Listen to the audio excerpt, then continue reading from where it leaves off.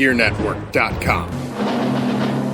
The following is a presentation of the Gear Radio Network. This is Roxy from Vixen, and you're listening to All Bets Are Off with Robbie Vegas. Rev it up, Robbie.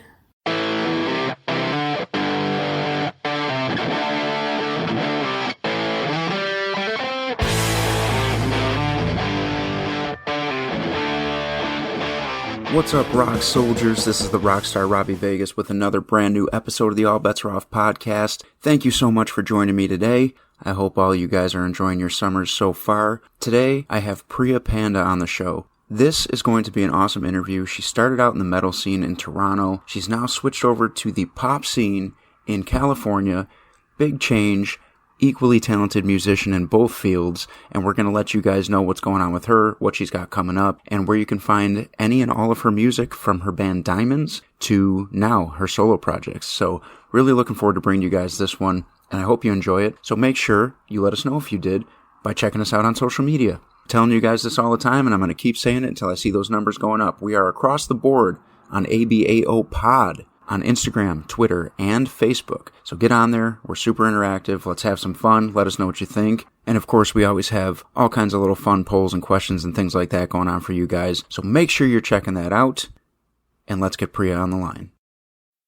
Our next partner has a product I use literally every day. I started taking AG1 because I wanted better gut health, more energy, and an optimized immune system.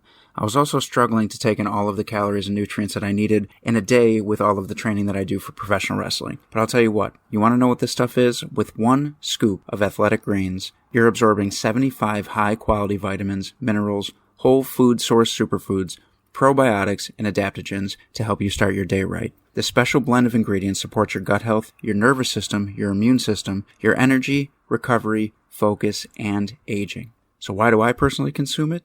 It's easy for me to take care of my body with a scoop of athletic greens. It benefits the lifestyle that I live, being in the gym all the time, being on the road, being at shows. It helps me feel better, and it helps me mentally feel like I'm doing my part in taking care of my health. I bring it with me everywhere I go, just throw it in my bag and take it on the road. It's lifestyle friendly, whether you eat keto, paleo, vegan, dairy-free, or gluten-free, and contains less than 1 gram of sugar. No GMOs, no nasty chemicals or artificial anything while still tasting good.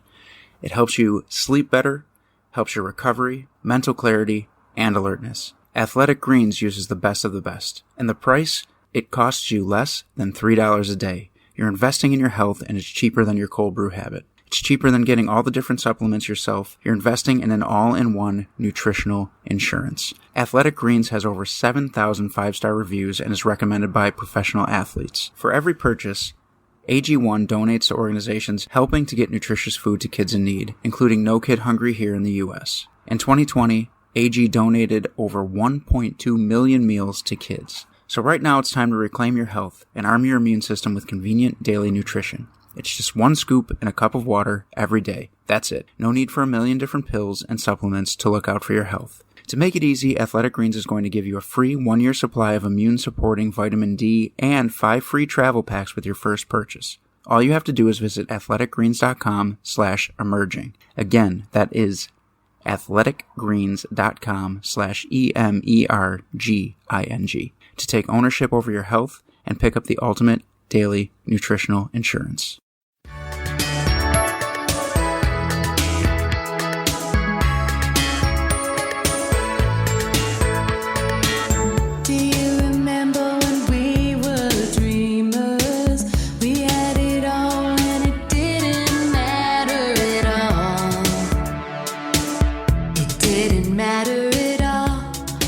So Priya, the first thing I want to do is just thank you for being here today. I really appreciate it. How are you doing? Thanks for having me. I'm good. Just enjoying the sunshine here in California, which I guess is every day, so lucky.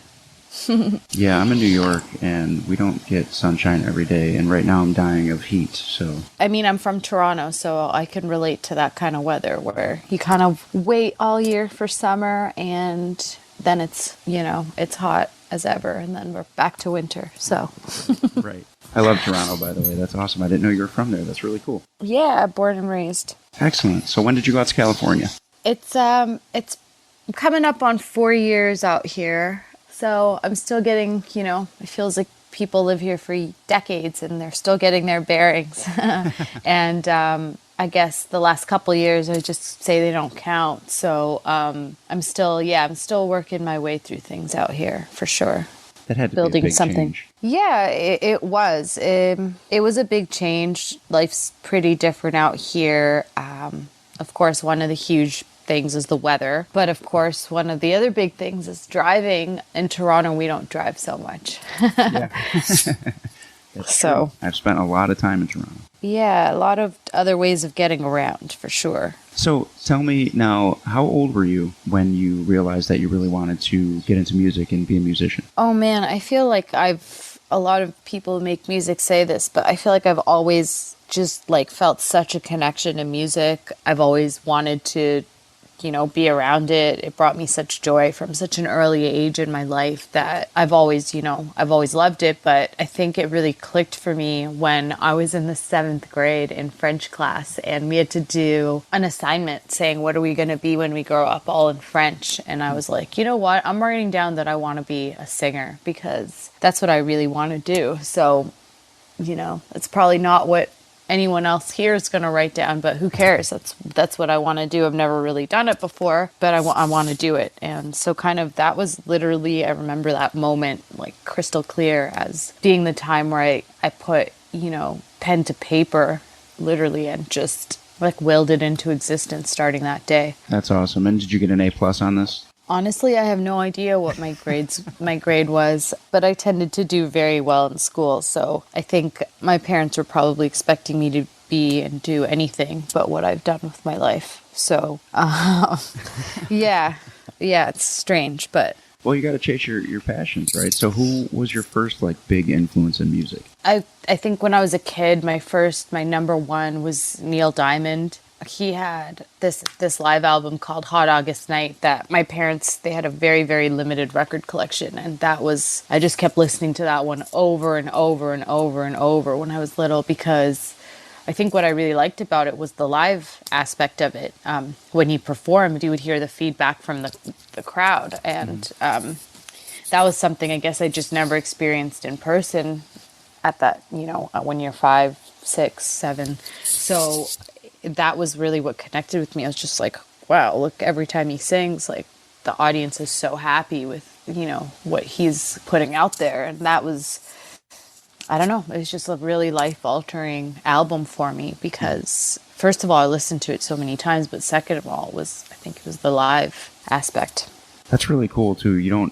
I've interviewed a lot of musicians, and I think that's the first time anybody's ever pointed that out, that they fell in love with the crowd reaction. So you were like destined to just be an entertainer. I think, I hope so, but I think a lot of it was the symbiosis between the artist and the audience that, it's magic. And I think that album captured it really, really well. That is a great album, and I guess I'm going to kind of curve it to your career real quick because you end up actually being a metal singer for a while there, and not the same kind of thing that you're grooving on when you're 5, 6, 7 years old. So what was the change there? I think it kind of went from slowly more into more like really guitar based music. I started it was like the next band that my parents had a couple of different cassettes from was the Beatles. So it kind of started transitioning me more and more into, from like kind of like folk or whatever that was at first to like more just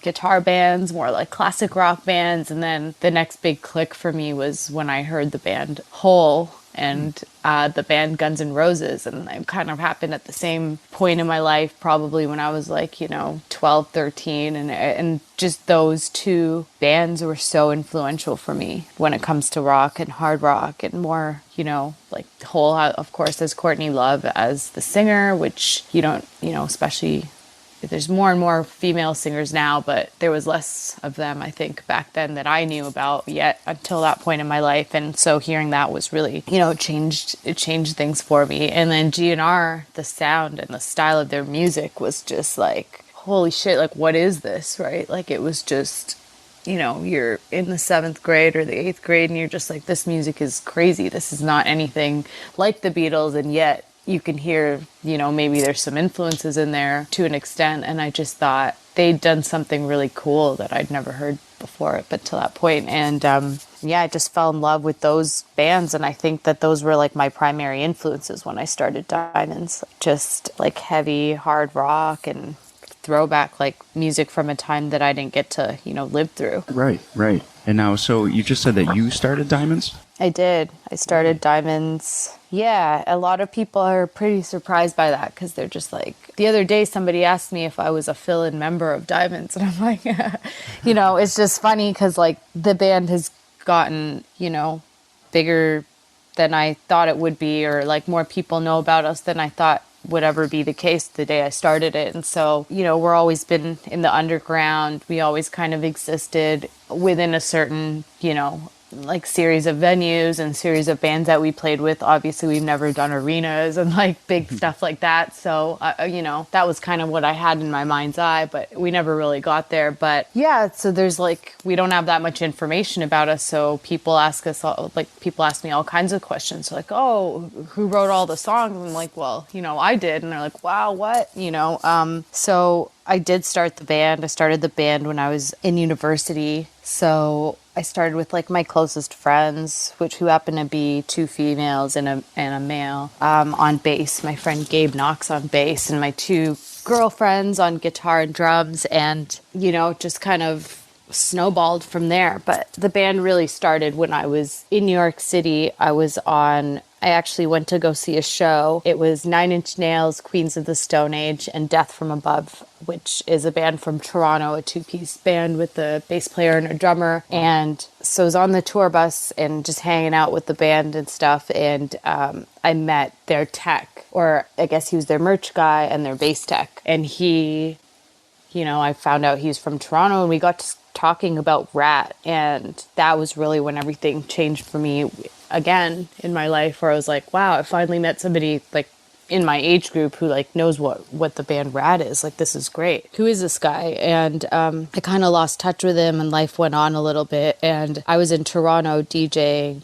which I used to do from time to time in clubs and pubs and things like that, all vinyl, of course. And he walks in, his name Cece, my guitar player, and he's just like, wow, remember me? We met in New York. I'm like, of course, the Rat fan, And then it kind of got to the point where he was like, I really want to join a band. I really want to play again. And lucky for me, he joined, the band that I'd been working on slowly and not really getting anywhere. And when he joined the band, it was like within a couple weeks, we'd already written our first demos and talked about starting to record them and stuff. And it just started accelerating at this quicker pace. So it really sometimes is just not only what you want, but, chance meetings and meeting the right people who get, the right creativity flowing out of me, which has been, I've been very fortunate. I wanted to ask you too. So now you're starting Diamonds and everything starts coming together for you, but how long prior to that were you working on music alone? Like, when did you start playing, singing, anything? I mean, when I was a little kid, I took Indian singing lessons with my mom. I took like basic piano lessons, but I never really, I come from an Indian household, and music is certainly not a priority in that environment. It's really not like a lot of, people that you hear about, like, oh, my mom bought me my first guitar or my first album or like anything like that. That was just something that my love for music was kind of my secret thing that I loved. And it wasn't really something that I discussed with my family or my parents or was encouraged to do. So I kind of didn't start, playing guitar or anything like that when I was like a small child. That was just something like over time that I started doing probably in the early stages of college, like the end of high school. So the first thing I ever did was a Misfits cover band. Oh, wow. Where I was singing with a bunch of my friends, and really we didn't even play out. But from that, I knew I wanted to keep doing something but writing my own songs and making my, like, saying something of my own. And so that's kind of where Diamonds, really started, like the wheels started turning in my head, that I needed to put together a band and just start doing this. And how long was Diamonds around before you decided to make the change to do a more pop style? Diamonds, I started the band in 2006. Crazy to think, but yeah, it's been a while for sure. Yeah. But I think that, I think this was always brewing in my head. Like, I've always loved this kind of music. I've always loved 80s inspired, like anything and everything, whether it be pop, whether it be dance music, whether it be like synth wave and dark wave and like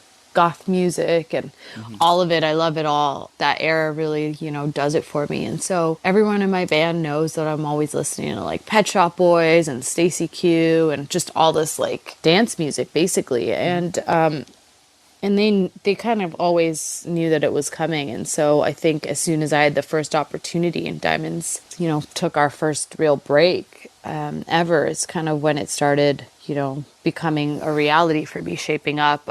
Moving out here was a big change for me because I definitely was, the rest of my band's in Toronto still, and I just wanted to keep creating things. And I think once the ball started rolling on that, it kind of never stopped, because I feel like since I started doing, my own thing with different producers and different musicians and stuff, I've actually written like more songs in the last couple years than I did ever with Diamonds, because Diamonds was just so busy. We were always like touring, we were always playing, we were always doing press, we were always doing, all that stuff, like photo shoots and trying to meet with labels and trying to get things happening for us. And with this, I'm just like, I just want to create. And so I've taken a different approach to things, and I hope that kind of reflects in the music, and, hopefully I'm saying something in my songs, which is now really important to me. Yeah, of course.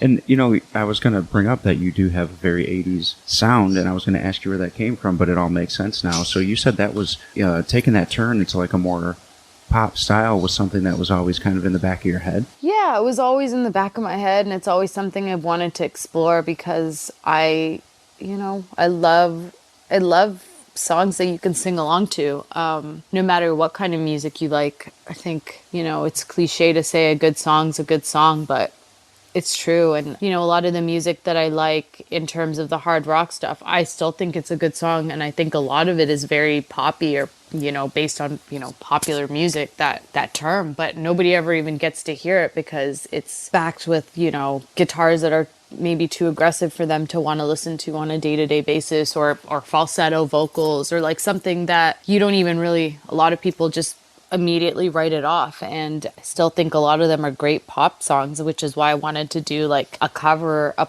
more of a pop style cover of a hard rock song, which is what I kind of did on my EP, which isn't out yet. But I recorded a cover of Ain't Talking About Love by Van Halen, in kind of like a way that maybe it'll fall in more people's ears and be like, I think I know this song, or I've heard this song, but not like this. And so it might, get more people into rock in a weird roundabout way. So yeah, no, that's a great idea. It's kind of the same with when people talk about, all these new remakes of old movies that come out, and it makes people go back and watch the old ones. You know what I mean? For sure. As long as you're doing it in a respectful way and not destroying the legacy, right. I think there's room for all kinds of things like that. And, covers, and I'm only doing it because I love Van Halen, and so, that's kind of why I did it. And it was a lot of fun to do, and it was actually kind of challenging to rework it and rethink it. So.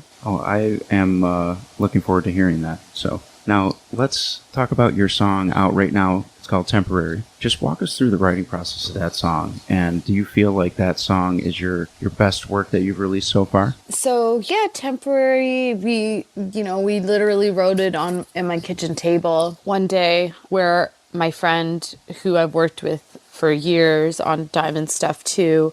He was visiting from Toronto, and he's a very talented producer. His name's Dejan Martineau, and he's actually moved to Los Angeles now, so I should probably call him and start writing some more songs. But he was visiting, and we just were like, let's write every day. Let's try. For me, that was a big challenge because I'd never really sat down and wrote an entire EP or whatever in a small amount of time. It was a huge challenge, and it was a huge challenge to make sure that I was saying what I wanted to say in such a short time.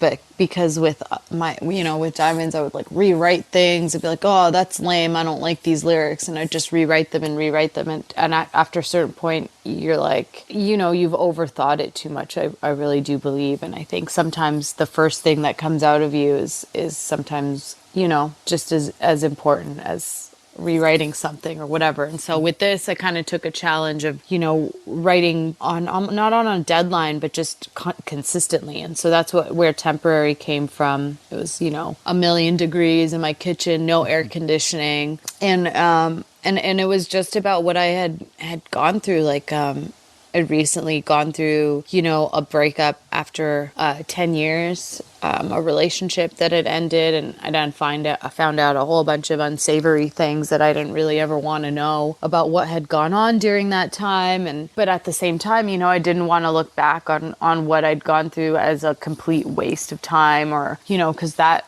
makes it really hard, and you can be really hard on yourself. Like, oh my God, I went out with, somebody for such a long time who was treating me poorly and treating me, without any respect and cheating on me and all these other things that I found out. But, we had a lot of good times too. And I kind of wanted to write about that where, maybe it wasn't meant to be forever, but at the, during the time that we had some good times, and that's just it was a way for me to move on from it. And one thing that I really want to say in the song is how much, we talk about the future, we talk about the past, we're thinking about what we've done, we think about something we said that we shouldn't have said and all this stuff, and we forget that we're in the moment right now. Like, we'll close our eyes and we'll be sitting on the beach or like doing something relaxing. We're not even relaxing, we're just worried about work, or we're worried about what's coming next and what's coming tomorrow, instead of just enjoying the present moment. And I think a lot of people lose years doing that. I know I have, and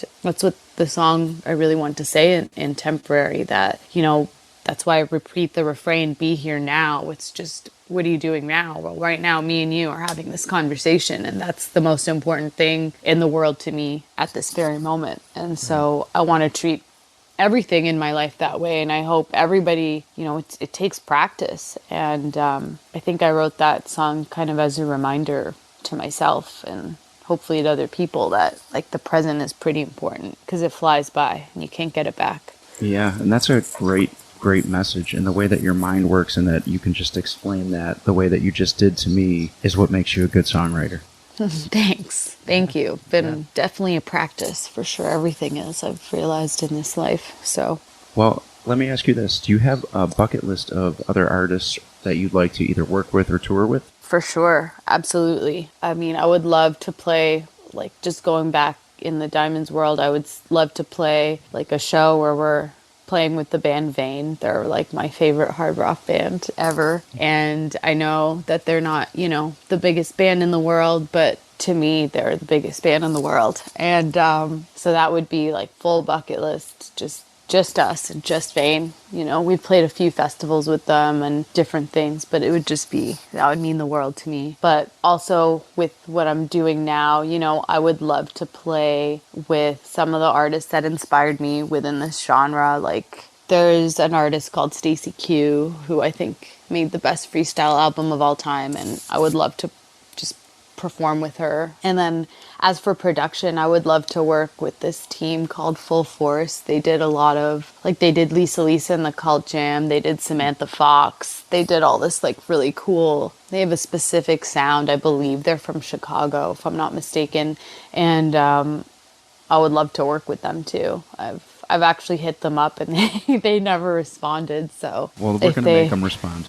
If they hear this, hey, Full Force, I'd love to work with you guys. And I don't even know if they still make tracks. I actually have no clue, but they make a lot of songs that I listen to and love. So Excellent. That's a great bucket list. So I guess my next thing is, what's next for you from here? So you said there's an EP that's coming out. It's not out yet. So when can we expect that? I guess I don't have any managers. I don't have any labels. I don't have any booking agents. It's just me, which, you know, that's how it all began at one point in my life. So it's all up to me to make those decisions. And so really I could drop it at any time. Then I don't know what's stopping me. So I guess I'll just have to pick a date and put it out. But the EP is called Snacks, and hopefully it'll be out. It'll be ideally by the end of the summer or the end of the fall at least.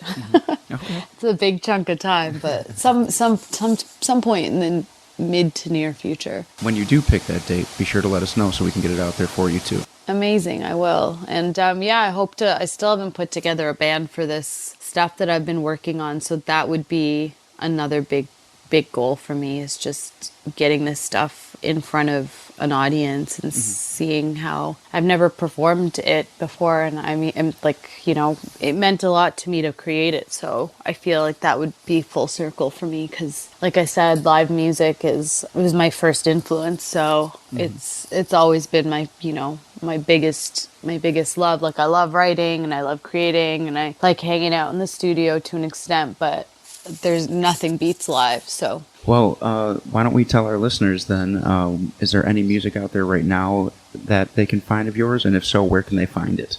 yeah, for sure. I have all my solo stuff definitely on YouTube, and then I have a couple of my singles streaming on Spotify, Amazon, Apple Music, all the places, I guess. And eventually I'm gonna definitely press them on either cassette or vinyl, probably both, because I love the physical format. I don't think, speaking of full circle, I feel like I wouldn't even consider a release till it's pressed on something where you can hold it and have a look at it. So I like that. I'm like that too. I like to have a physical copy.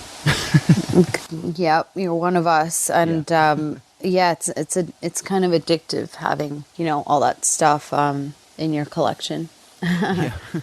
For Diemonds, is that on all streaming services too, or? Yeah, Diemonds is everything that we've ever made is it's out there.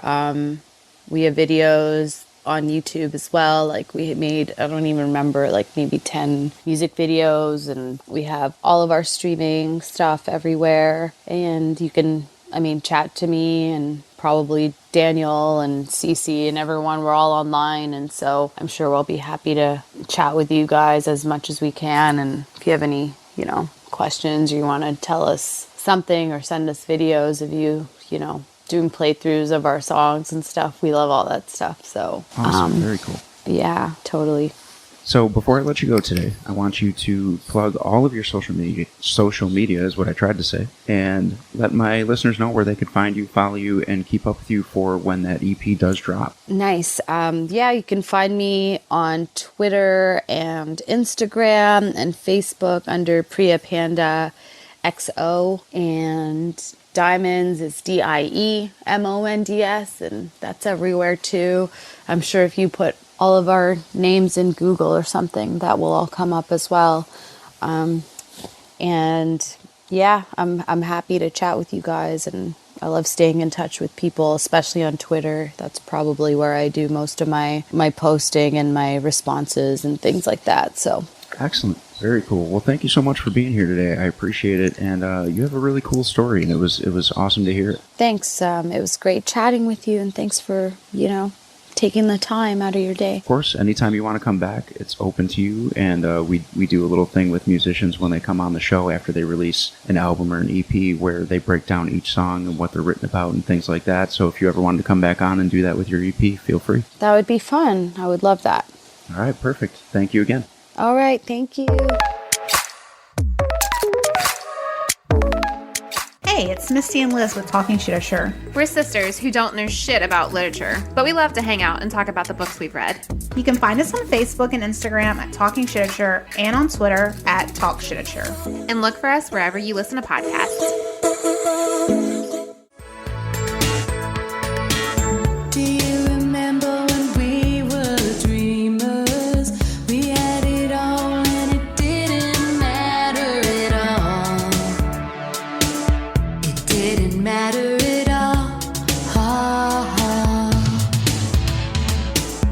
We tried to stop the sun from rising. We thought we could tell tomorrow. Once again, guys, that was Priya Panda.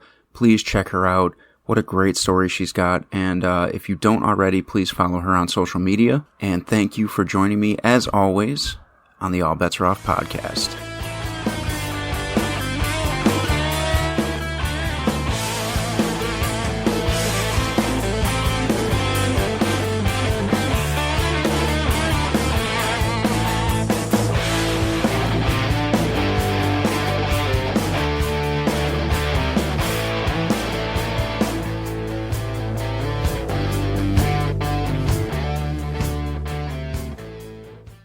The preceding presentation has been brought to you by the Gear Network.